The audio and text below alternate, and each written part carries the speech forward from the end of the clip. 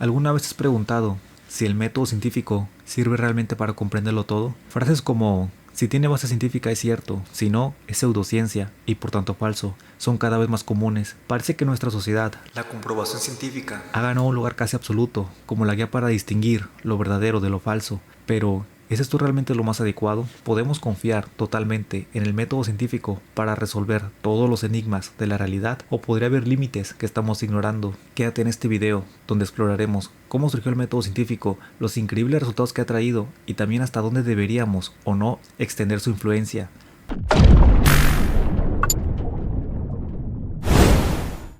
Para entender mejor los límites del método científico, primero deberíamos saber cómo surgió.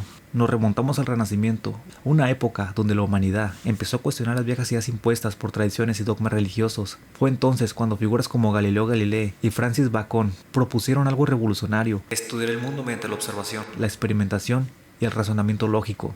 Este enfoque estructurado dio lugar a lo que hoy conocemos como el método científico, una herramienta diseñada para investigar fenómenos naturales, formular hipótesis, probarlas mediante experimentos controlados y finalmente generar teorías basadas en evidencias reproducibles. Los resultados fueron espectaculares, desde la formación de leyes del movimiento de Newton hasta las teorías de la relatividad de Einstein. El método científico ha transformado nuestra comprensión del universo. En la medicina, gracias a él, hemos desarrollado vacunas que han erradicado enfermedades como la viruela. En la tecnología, ha permitido la creación de Internet, la conquista del espacio y avances en inteligencia artificial que revolucionan nuestra vida cotidiana. Es innegable que este método ha sido la clave para el progreso humano. Sin embargo, debido también a este éxito, ha generado una gran admiración que es más notable en el mundo moderno. Debido a este auge, ha surgido la idea de que todo debe pasar por el filtro científico para ser considerado verdadero o válido. Pero esto nos plantea una pregunta importante: ¿puede el método científico ayudarnos a comprender toda la realidad? O mejor aún, ¿fue el método científico diseñado para comprender absolutamente todo? El método científico es excelente para estudiar fenómenos objetivos y medibles, como las leyes físicas o procesos biológicos, pero cuando nos adentramos en terrenos más abstractos, como el significado de la vida, la ética o incluso en experiencias humanas como el amor o el arte, el método científico comienza a mostrar sus límites. Esto no significa ni quiere decir que el método científico sea ineficaz, pero en esos campos presenta dificultades, por lo que depender exclusivamente de él para interpretarlos puede ser insuficiente. Al fin y al cabo, hay cuestiones en la realidad que no se pueden medir, repetir o reducir en un experimento controlado. Imagina por un momento que un humano adulto aparece de la nada, en la Tierra, sin herramientas, sin lenguaje, sin conocimiento previo. ¿Cómo empezaría a comprender el mundo que lo rodea? Su primera forma de conocimiento sería sensorial: lo que ve, lo que escucha, lo que siente. Quizá observaría los árboles, el cielo, el agua, notaría patrones, como que el sol siempre aparece por un lado y desaparece por el otro, o que el fuego quema al tacto. Este sería el inicio de un largo camino hacia el conocimiento, un viaje impulsado por el empirismo, es decir, la idea de que todo lo que sabemos empieza por nuestras experiencias sensoriales, los sentidos humanos, lo que podemos observar, sentir o escuchar, creando con esto nuestra experiencia humana. Con el tiempo, este humano, al igual que nosotros, buscaría extender sus sentidos. Quizás usaría un palo para medir la profundidad del agua, o lanzar una roca a un pozo para escuchar y saber cuánto tiempo tarda en caer y así calcular su profundidad. Así nació la ciencia, un esfuerzo por perfeccionar nuestras herramientas para explorar y extender lo que nuestros sentidos no podían captar por sí mismos. Sin dudas, la ciencia extendió el conocimiento empírico. Hoy en día hemos llevado esto al extremo. Usamos telescopios para observar galaxias a millones de años luz, microscopios para estudiar células de átomos, rayos X para ver lo que hay dentro del cuerpo humano. Con esas herramientas hemos ampliado nuestro conocimiento empírico, abarcando de esta forma lo que antes era inimaginable. Pero ¿es suficiente?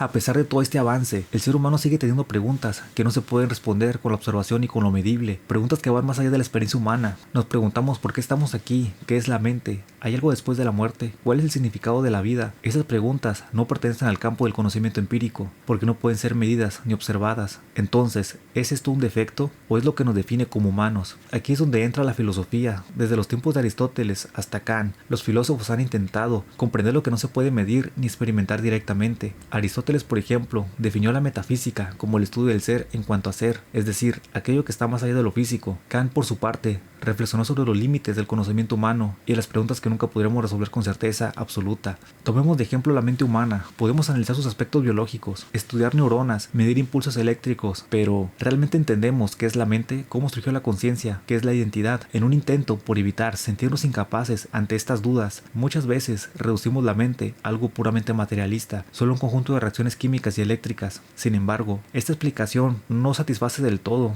y solo genera más preguntas que respuestas. La existencia misma de la filosofía nos demuestra una necesidad de explorar lo que va más allá de lo medible. Imaginemos que el método científico es como unas gafas que fueron diseñadas por humanos para los humanos, con un propósito claro: ayudarnos a observar y entender ciertos aspectos del universo, usando ciertos matices y aumentos posibles, pero aún limitados solo por el conocimiento empírico. Con esas gafas podemos ver con claridad lo que antes parecía borroso o invisible, pero ¿qué pasa si con el tiempo olvidamos las limitaciones de las gafas, al punto de creer que las gafas nos hacen ver toda la realidad, olvidando que solo se trata de un aumento empírico? Hoy parece que ha llegado ese día, como si hubiéramos hecho una prisión con nuestro propio intelecto. Creemos que si algo no se puede observar con dichas gafas, simplemente no existe o no vale la pena pensarlo. Incluso se tacha de defectuoso o anticuado a quien se atreve a cuestionar lo que esas herramientas no pueden alcanzar. Pero ¿es un defecto realmente querer saber más allá de lo observable? ¿O quizá esta inquietud constante es lo que nos define como humanos? El impulso de buscar respuestas, incluso cuando sabemos que nunca las encontraremos del todo. El método científico es una herramienta increíble, poderosa, pero también limitada, ya que no está diseñada para responder todas las preguntas, ni debería de pretender ser nuestra única guía. Al pedir evidencias empíricas de cuestiones trascendentales como el significado de la vida, la ética, por qué estamos aquí, qué hay después de la muerte o existe algo mayor que el ser humano, estamos demostrando que hemos olvidado la función de la ciencia, ya que la ciencia es una extensión o un aumento del conocimiento empírico, pero que sigue estando dentro de la experiencia humana. La filosofía, con sus ramas como la metafísica, sigue recordándonos que hay factores más allá de lo que podemos medir y observar. La filosofía no se queda atrapada en la experiencia humana directa, también trasciende a lo que el ser humano desea saber más allá de lo observable. Aunque no hay evidencias empíricas, usa herramientas como la lógica, la coherencia y el diálogo crítico para mantener sus reflexiones dentro de un marco racional. Así, explora cuestiones trascendentales sin caer en arbitrariedad ni en absurdos carentes de fundamento. Quizás la verdadera grandeza del ser humano radica en aceptar las limitaciones y aún así seguir explorando, porque al final lo que realmente importa no es tener todas las respuestas, sino seguir haciéndonos preguntas. Imagina por un momento que Sócrates, Platón y Aristóteles reaparecen en pleno siglo XXI en una cafetería famosa. Sócrates lanza una de sus clásicas frases: la verdadera sabiduría está en reconocer la propia ignorancia. De inmediato, allí con un iPhone en la mano responde: ¿tienes estudios antropológicos que respalden esa afirmación? Porque si no, estás perdiendo tiempo con pseudociencia. Platón intenta defender su teoría de las ideas. La justicia no está en el mundo físico, es una idea trascendental. Y otra persona responde desde su MacBook: esa no tiene base científica, demuéstralo con un experimento o no sigas hablando. Aristóteles entonces se levanta cansado y dice: es inútil reflexionar en este mundo, si todo tiene que pasar por un filtro de laboratorio. Por absurdo que parezca, este escenario representa un problema real. Hemos sobrevalorado el método científico a tal grado que para algunos todo debe ser probado empíricamente. Reflexionar, por el simple hecho de reflexionar, se considera una pérdida de tiempo, pero ¿no es acaso la reflexión la base de todo? ¿No fueron las preguntas como la de Sócrates o teorías como la de Platón las que sentaron los cimientos de nuestra civilización, incluyendo la propia ciencia? El problema con ese sesgo hacia lo empírico es que olvida algo esencial. Antes de medir o probar algo, primero debemos preguntarnos si vale la pena medirlo. La filosofía, desde sus inicios, ha demostrado que la reflexión tiene un peso por sí mismo. Por ejemplo, la epistemología, una rama de la filosofía, se dedica a cuestionar el conocimiento. ¿Cómo sabemos lo que sabemos? ¿Qué valida una prueba? Esto nos enseña que las pruebas no pueden estar antes del razonamiento, sino después. Sin reflexión no hay preguntas y sin preguntas no hay ciencia. Por otra parte, el positivismo es una corriente filosófica que afirma que la ciencia es la única fuente válida de conocimiento, descartando otras vías como la metafísica o la religión. Sin embargo, para sostener esta postura necesita apoyarse en la filosofía, ya que la idea de que la ciencia es la única verdad no se puede demostrar con experimentos, sino más bien con un razonamiento filosófico. Las pruebas no hablan por sí mismas. Por ejemplo, si alguien mide la temperatura del agua al hervir, los números obtenidos, 100 grados centígrados por ejemplo, no tienen significado sino un razonamiento que los conecte con teorías sobre el estado físico de la materia y las leyes de la física. Este razonamiento no proviene de las pruebas mismas, sino de una reflexión que les da sentido. Así, aunque el positivismo promueva la ciencia como el único camino al conocimiento, necesita una base filosófica para establecer su enfoque y para interpretar los datos que la ciencia produce. Sin reflexión, los resultados serían solo números o hechos aislados, incapaces de explicar el mundo de manera coherente. La ciencia no podría existir sin filosofía. Incluso las preguntas más básicas del método científico, como ¿qué queremos saber? O ¿cómo lo comprobamos?, nacen de la reflexión. Olvidar esto es como construir un edificio sin cimientos.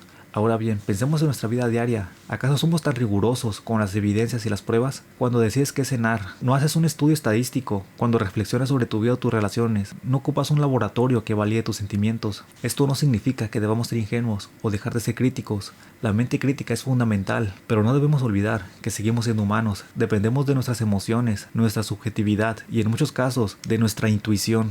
Reducirlo todo a lo medible y observable no solamente es limitado, es deshumanizante. La ciencia es un método, no una identidad. Es, sin duda, la mejor forma de conocimiento empírico, pero no es la única forma de comprender la realidad. Por eso es vital reconocer sus límites y mantener un equilibrio entre lo que podemos medir y lo que simplemente podemos sentir o reflexionar. Si dejamos que la ciencia domine todas nuestras decisiones y formas de pensar, corremos el riesgo de convertirnos en máquinas que solo procesan datos, olvidando lo que nos hace humanos. Reflexionar sobre lo que podemos medir no es un defecto, es una virtud.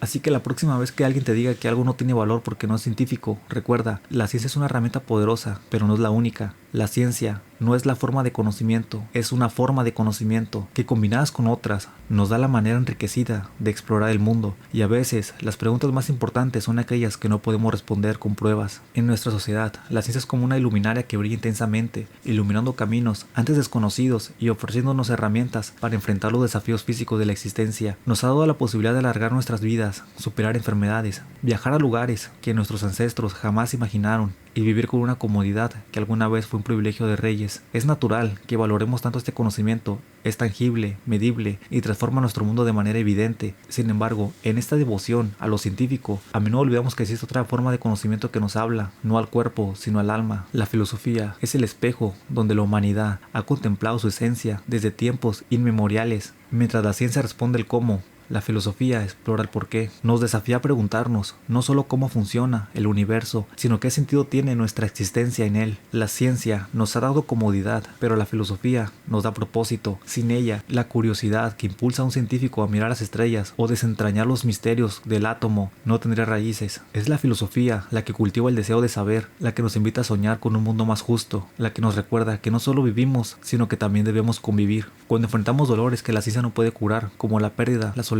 o la incertidumbre, es la filosofía la que nos tiende la mano, es la que nos susurra que somos más que nuestros logros y que nuestro valor no reside únicamente en lo que podemos medir. La filosofía construye nuestros valores, nos da la capacidad de empatizar, de buscar un bien mayor, de amar la belleza en sus formas más simples y sublimes. Ambas disciplinas son herramientas inseparables. La ciencia sin filosofía corre el riesgo de convertirse en un instrumento sin ética, y la filosofía sin ciencia puede perderse en abstracciones sin tierra firme, pero juntas forman un puente entre lo tangible y lo intangible, entre el cuerpo y el espíritu, entre lo que somos y lo que aspiramos a ser. Quizás es más fácil valorar lo que podemos tocar y medir, pero nunca debemos olvidar que detrás de cada avance científico hubo primero un pensador que se atrevió a soñar, a cuestionar, a imaginar algo más allá de lo evidente. La ciencia nos ha permitido conquistar el mundo exterior, pero la filosofía nos invita a conquistar el mundo interior. Y al final, ¿qué sería del progreso si no tuviéramos razones para avanzar? El equilibrio entre ambas disciplinas se encuentra nuestra humanidad. Cultivemos tanto el conocimiento que nos da herramientas como el que nos da motivos para usarlas con sabiduría, porque si la ciencia nos eleva como especie, la filosofía nos recuerda como ser humanos.